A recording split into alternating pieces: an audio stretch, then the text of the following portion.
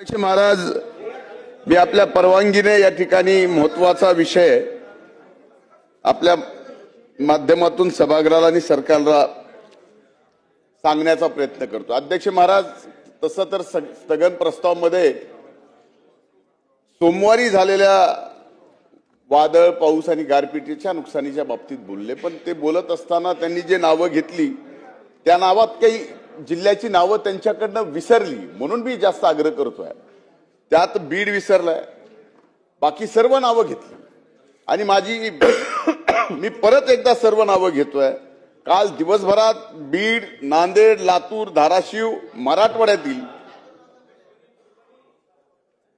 परभणी, काही जिल्हा पूर्व विदर्भातील अध्यक्ष महाराज, कोकण भागातील आणि अनेक ठिकाणी पूर्णपणानं अध्यक्ष महाराज शेतकऱ्यांचं रब्बीचं जी काढणीला आलेले गहू होते, ज्वारी होती, हरभरा, भाजीपाला, फळबागा ह्या पूर्णपणानं उद्ध्वस्त झाल्या।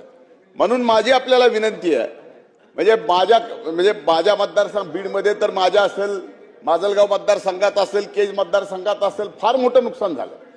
म्हणून माझी विनंती आहे की माननीय महसूल मंत्री सुद्धा इथं उपस्थित आहेत, आदेश द्यावा की त्या ठिकाणी सर्व या जिल्ह्यातल्या जिल्हाधिकाऱ्यांनी याचे पंचनामे तात्काळ चालू केले तर या ठिकाणी कुठेतरी त्या शेतकऱ्यांना काहीतरी त्यांच्या पदरात पडेल, कारण यांचं 100% पीक काढणीला आलेलं संपलेलं आहे। अभिमन्यू पवार बोला। जे अवकाळी पाऊस ऐकू द्या ना, त्यांचं उत्तर तर घेऊ दे।